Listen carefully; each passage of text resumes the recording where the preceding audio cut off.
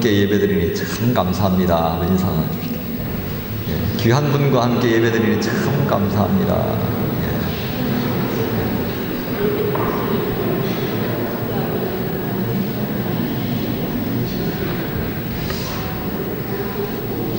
주님께서 우리에게 오심은 바로 우리 모두를 귀하게 만드시기 위해서 오신 것 같습니다. 그래서 옆에 분이 귀하게 보이면 그거 참 잘된 거라 생각이 듭니다. 감사합니다. 성탄절을 우리는 참 복된 날이다 그렇게 말합니다. 하지만 오늘 우리는 알지만 불행하게도 오늘 왜 복된 날인지 이해하는 것에 앞서서 성탄절의 의미에 맞지 않는 화려함에 마음을 빼앗기는 경우가 많은 줄로 압니다. 그래서 이를 보며 탄식하는 사람들이 참 많이 있는데, 어저께 성탄 전야 예배를 드리면서 가톨릭의 베네딕토 16세 교황께서 아마 이런 얘기를 할 것 같습니다. 오늘날 크리스마스는 상업적인 기념일이 되었고 화려한 조명이 하나님의 겸손함의 신비를 가리고 있다. 성탄은 우리에게 겸손함과 단순성을 요구하고 성탄절의 화려함 뒤에 있는 것을 발견하도록 하며 베들레헴의 한 마구간에 있는 아기를 기억할 수 있도록 하고 참된 즐거움과 빛이 무엇인지를 발견할 수 있도록 한다.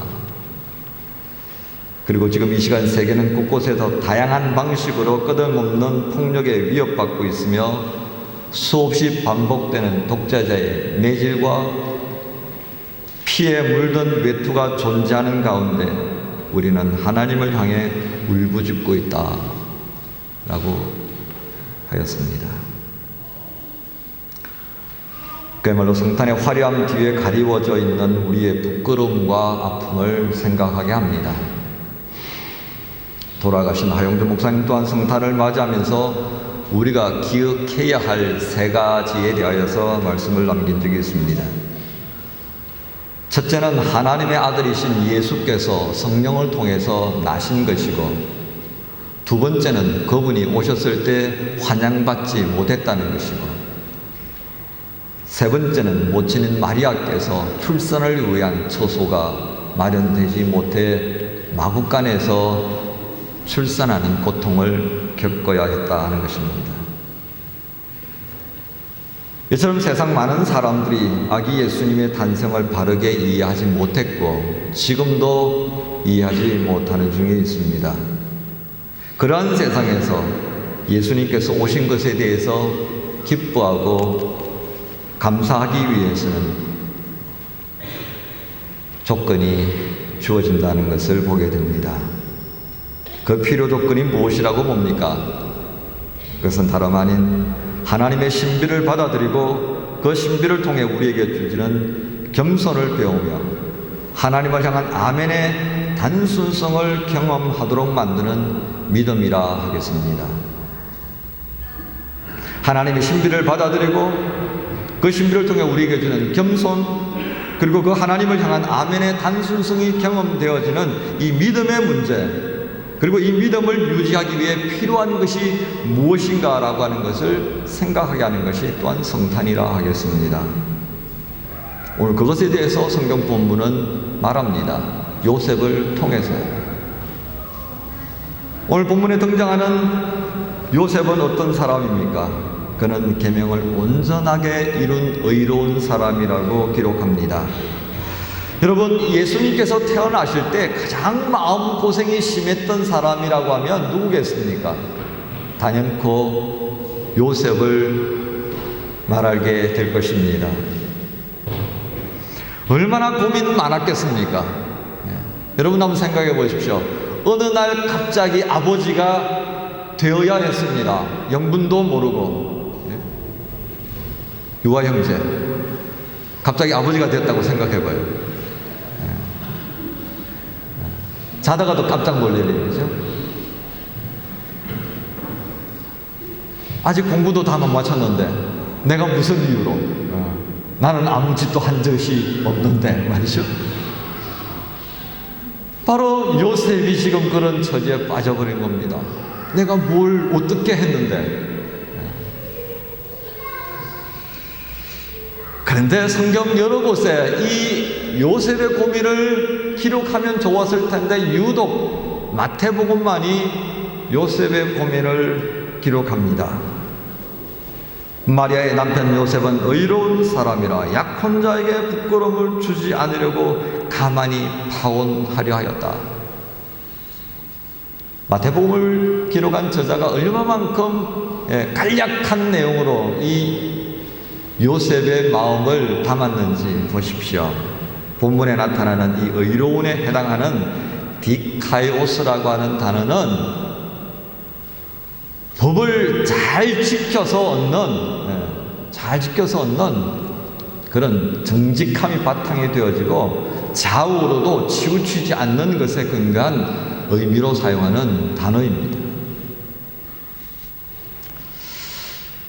그야말로 원칙에 충실한 사람을 말합니다. 그런 그가 약혼자에게 부끄러움을 주지 않으려고 가만히 파혼하려 했다는 것은 말이 되지 않습니다. 만약에 그가 법을 잘 지키는 사람이었다면 그는 어떻게 해야 되겠습니까?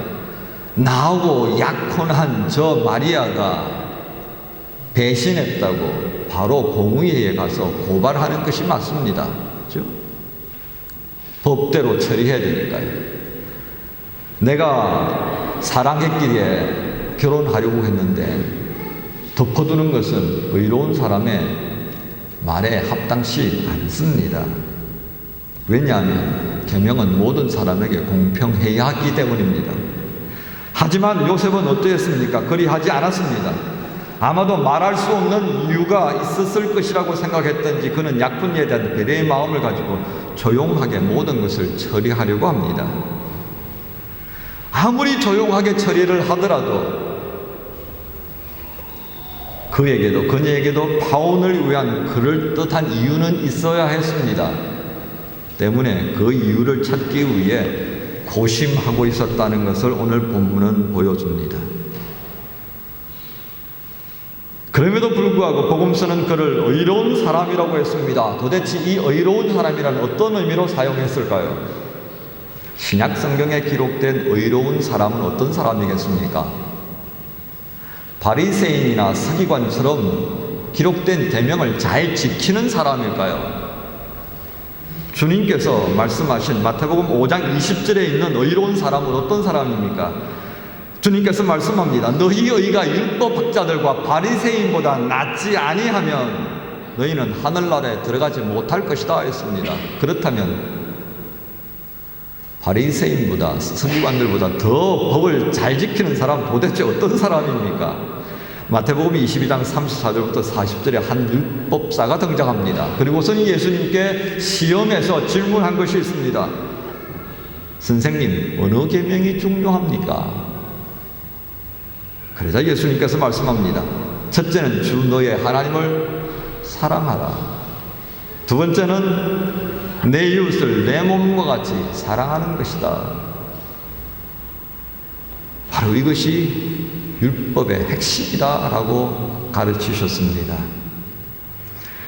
우리는 이 두 가지 예수님의 의로운 사람에 대해서 가르치신 말씀을 통해 왜 마리아의 약혼자 요셉이 의로운 사람이라고 평가받게 되는지를 알게 됩니다.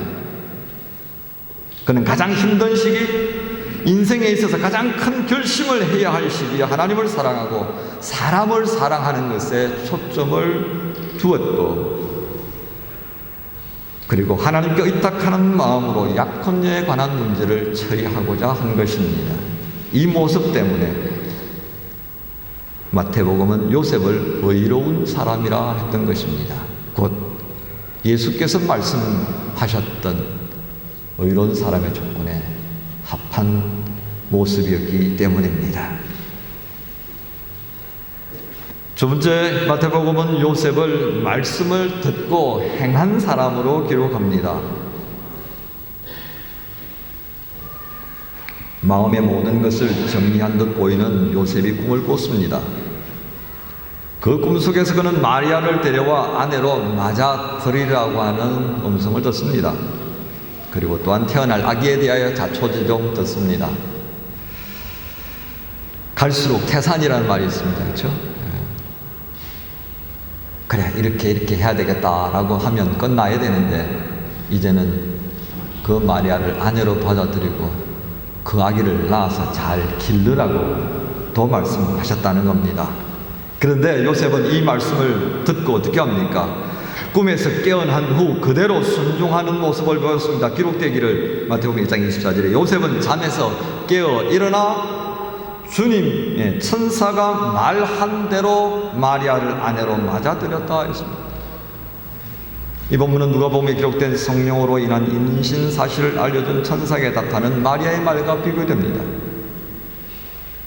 마리아는 누가복음을 통해 이렇게 말합니다. 당신의 말씀이 나에게 이루어지기를 바랍니다. 헬라어 문법적인 측면에서 보면 이 문장 중에 강조는 마리아가 되어 있습니다. 그런데 요셉의 말 속에는 이 문장 안에는 요셉이 강조되는 것이 아니라 요셉의 보여준 행동인 말한 대로라고 하는 이 부분이 강조되어 있다는 겁니다. 무엇을 의미하겠습니까? 마리아의 모습이 다분히 수동적인 형태로 이루어졌다고 한다면 마태복음에서는 이 요셉의 모습을 대단히 능동적인 자세로 주의 말씀을 이루어 가고 있었다는 것을 말합니다. 우리는 요셉의 모습을 통해 말씀을 듣는다는 것이 구체적으로 무엇을 의미하는지를 깨닫게 됩니다. 말씀을 듣는 것과 관련하여 예수님께서는 씨 뿌리는 비유를 통해 우리에게 말씀하신 적이 있습니다. 농부가 씨를 뿌리는데 떨어진 씨앗이 어디에 떨어졌는가에 대한 말씀입니다. 그곳은 길가밭이 있었고 돌이 많은 땅이었고 가시덤 뿌리는 땅이었고 그리고 좋은 땅으로 구분되었습니다. 뿌려진 씨앗은 어떤 것은 새들의 먹이가 되었고 싹은 낮지만 뜨거운 햇빛에 말라버리거나 조금 자라기는 하였지만 열매 맺기는 턱없이 부족한 땅이 있었음을 보였습니다. 그리고 어떤 씨는 땅에 떨어져 뿌리를 깊게 내리고 잘 자라서 좋은 열매를 맺는 비유로 말씀하셨습니다. 곧 예수께서 말씀하신 말씀을 듣는다는 것은 무엇을 의미했습니까? 좋은 땅을 의미했습니다. 말씀이 떨어졌고 그리고 싹이 자라날 뿐만 아니라 뿌리를 곧게 잘 뻗어서 꽃을 피우고 열매를 맺는 것까지 이르러야만이 말씀을 들은 것이다 하고 가르치신 겁니다. 예수님께서 가르치신 이 말씀 가운데 요셉의 모습은 마지막인 옥토의 모습으로 비유된 것입니다. 좋은 열매 맺는 것에 해당하는 말씀을 들었다라고 하는 이 부분에 요셉의 모습이 그대로 합당한 형상이었다는 것이죠. 그래서 주님의 천사가 말한 대로 마리아를 아내로 맞아들였다로 결론 냈습니다. 우린 요셉의 모습을 보면 말씀을 들었음에도 이러저러한 이유로 미루는 모습이나 이런저런 것들을 첨가하려는 모습은 주님의 뜻을 이루는 제자의 삶에 합당치 않다 하는 것을 생각하게 됩니다. 세 번째 모습은 본능에 이끌리지 않은 사람 요셉입니다. 25절의 요셉은 아내가 된 마리아가 아들을 낳을 때까지는 잠자리를 같이 하지 않았다 했습니다. 독일어 본문에 나타난 Er berührte sich nicht, bis sie einen Sohn gebar. 이 말씀에 표현되어지는 단어의 의미는 그야말로 손도 대지 않았다 그렇게 의미를 담고 있습니다. 또한 이 표현은 누가복음 1장 34절에 마리아에게 했던 나는 남자를 알지 못하는데 어떻게 이런 일이 있겠습니까? 와 동일한 의미입니다. 여러분 요즘 세상 풍조가 어떻습니까? 요즘 세상 풍조를 보면 예전과 비교할 수 없는 이 본능에 치우쳐져 있는 풍조다 그렇게 말할 수 있겠습니다. 이 본능은 다양한 욕망을 만들어냅니다. 이러한 욕망들을 어떻게 해소하는가에 따라 경건한 사람, 고상한 사람,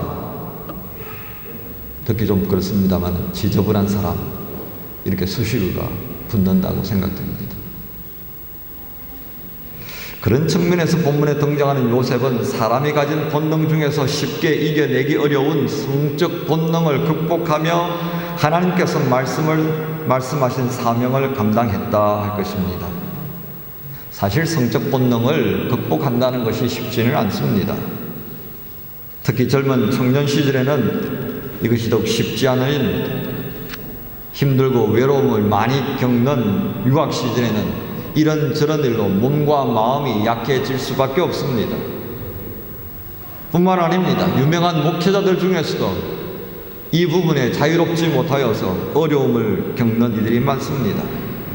곧 어느 누구도 예외일 수 없다는 것입니다. 모두가 언제라도 직면할 수 있는 부분이 바로 이 성적인 부분입니다. 하지만 성경은 예수님의 탄생은 요셉의 인내와 온전한 헌신을 통해 이루어졌다고 말하기 위해 이 부분까지도 우리에게 말합니다. 교회 여러분, 잊지 않아야겠습니다. 본능을 따라 살다간 사람들의 마지막이 어떠했습니까? 자신뿐만 아니라 주변에 있는 사람들에게 아픔과 실망과 고민을 안겨주었던 것을 우리는 생각해야 합니다. 그들이 보여준 부끄러운 마지막 모습을 우리가 생각해야 합니다. 다시 오시는 주님을 생각하며 우리가 감당해야 할 제자의 삶이 무엇인가를 돌아보면서 앞에서 거론되어진 세 가지를 다시 한번 돌아보아야겠습니다. 사랑하는 교회 여러분, 지금 우리는 아기 예수님이 오심으로 기쁘다 구주 오셨네 라고 찬송하며 감사를 나누는 자리에 모여 있습니다. 이 기쁨과 감사의 자리가 주어지기까지 하나님께서 사용한 사람들이 있었습니다. 그들이 보여준 헌신의 아름다움을 믿음의 눈으로 볼 수 있어야 합니다. 믿음의 눈으로 보지 못하면 성탄절은 그저 우리 눈앞에 화려함만 가득하게 보일 것입니다. 믿음의 눈으로 보여질 때에 비로소 우리는 그리스도께서 아기의 모습으로 오셨던 이유를 깨닫게 될 것이고, 왜 그분이 마구간에 거하셔야 됐는지를 아시게 될 것이고, 왜 요셉을 필요로 하였는지를 알게 될 것입니다. 또한 이 믿음을 앞서 주님의 오심을 위해 도구로 사용되어졌던 이들과 공유할 수 있을 때 비로소 우리는 그들이 보여준 헌신의 아름다움과 그들을 위로하시는 하나님의 손길을 경험하는 성탄의 신비에 참여할 수 있을 것입니다. 이 신비의 경험에서 비켜나게 만드는 세상의 소란한 성탄에서 벗어나기를 바랍니다. 동시에 요셉의 헌신을 통해 이 땅에 오신 예수 그리스도의 위로와 축복이 성탄을 기뻐하는 여러분의 가정과 일터에 그리고 학업위에 가득하기를 소망합니다. 기도하겠습니다.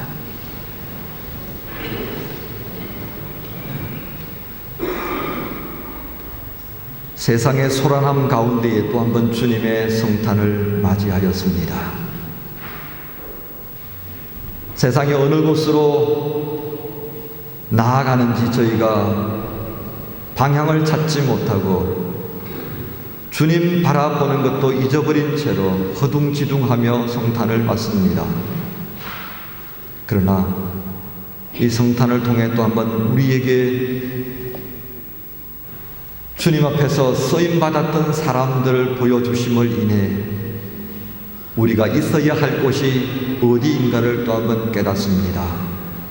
주 하나님, 성탄은 요셉의 헌신을 통해 이루어졌던 것처럼 주님의 다시 오심을 바라보는 저희들이 또한 그렇게 주님이 오실 때까지 쓰임받을 수 있는 제자의 삶을 살아갈 수 있게 해 주옵소서.